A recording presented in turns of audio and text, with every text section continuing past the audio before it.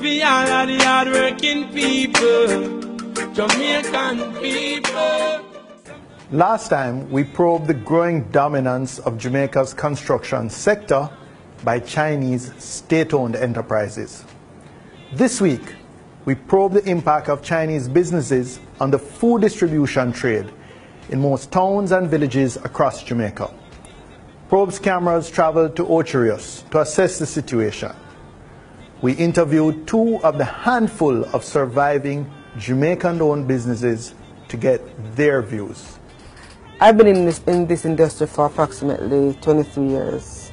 And here in Ocherius in particularly, we are very, very small in numbers. Approximately 4 Jamaicans operate business. And let me tell you, it's a cry every day as to what can we do to change it. I don't know if it's a fact, but it is said year in, year out. And as I said, I've been in business for quite a while, that they do get tax break.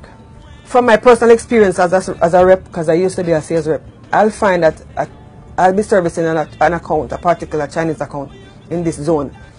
And you just come one morning and it's different sets of Chinese you see. You don't see them anymore. But if you happen to go into another location like Portland, St. Mary, Clarendon, Montego Bay, you go and find the very same Chinese operating. So it's not that they are gone back to their country, but they have an avenue that they use, some little tricky way that they move from the zone that they are in, because maybe the government may have approached them or they not honor them debt, or because of whatever, they bring in another family member and that family member owns this business, and then the next thing you know, they move to another parish, not out of Jamaica, to another parish, not to another Caribbean country, right here in Jamaica they are. Then we're gone nowhere. Now what that is saying to us, that is saying that there's some weaknesses somewhere that need to be fixed. I'm a local business operator here in Ocherius. I've been operating business for a number of years in the food business, wholesale, supermarket.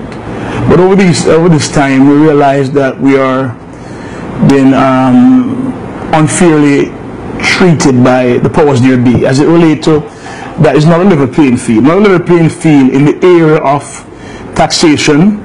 The other, like the Chinese community, they will now have certain tax exemption that we don't have access to. So you realize that they can sell their goods much cheaper than us, and they will have a larger clientele base based on the price, because people are not loyal to color, people are loyal to price. And if we don't have a level playing field that we can serve our customer better, you find that the business, the minority, the black business community is dying, is drying up, because people are selling out. Right now, maybe you have 2 or 3 businesses in Ocherius when you have maybe 50 supermarkets or 30 that's up and running. And maybe around 2 or 3 businesses are owned by blacks. A couple of years then, we had the majority was black businesses, but because the pressure we are faced with, the taxation, the unlevel playing field, and all the stuff. We can't be a Jamaican and we allow these expatriates to come here and just overpower us with their tactics and the privilege that they get.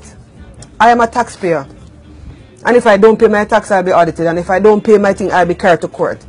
No, I'm not asking for any special privilege, because any country and every country must function by paying taxes. So, as a Jamaican, I'm willing and I'm doing my part. But we are small in numbers, and I believe that this country can be way better by collecting way more revenues from Chinese. Way more revenues, because they are the ones that are there many numbers. Every key location that you go in this zone, right in this zone, are owned by Chinese. And these locations that they own were not owned by Chinese before. Because we are Jamaicans, it must have been owned by Jamaicans. But because of pressure, in whatever form and the privilege that they have, people just pack up and run away. Our greatest fear are the Chinese people. How they operate business, the prices that they get, and they are buying from the same supplier, the same distributor as us. Lock out all of the people that are coming in to invade and take away and leave. We need to draw that line, not because we are small, and as a small country, we need them, we all need them.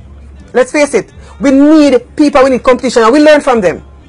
Because I always tell people that I'm a black Chinese and trying to be. But at the end of the day, if we allow the sea to be filled up of pure of them, then we eventually we have to go take to the hills now. We have to take to the hills. We have to go move out of the cities. No city will be owned again by Jamaicans. And it's hard. It's sad.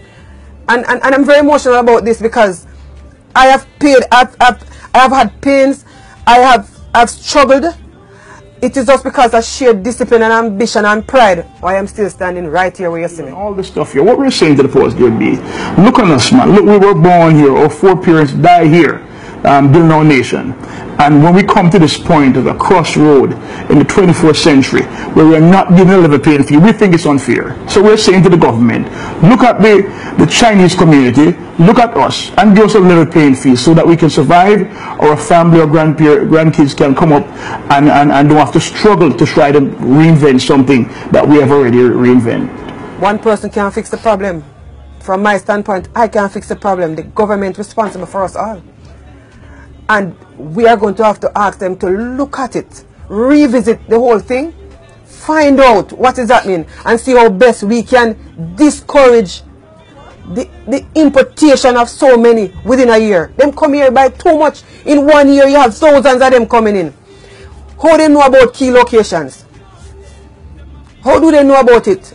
They don't speak English, but they are here, and they stay and they have their family. And the numbers grow, and they grow, and they bring in their brother-in-law, and then bring in their uncle-in-law, then bring in their grandfather, then bring in their sister, then bring in their nephew, then bring in all the women just leave school.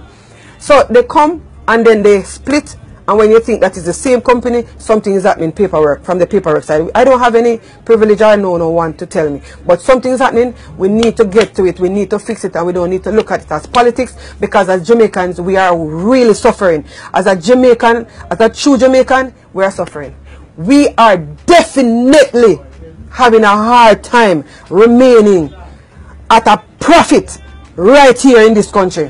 But they need to find a way how to make business more friendlier for Jamaicans and not just expatriates. We need to deal with it, and we need to deal with it as soon as possible. These two Jamaican food retailers appeal for one thing: fair competition. Given our experience over the last decade, government officials must now do a better job protecting our nationals. When negotiating and monitoring agreements, when issuing work permits, and when monitoring business operations for tax compliance and other regulatory issues. Sometimes I feel like we let go. I won't face it,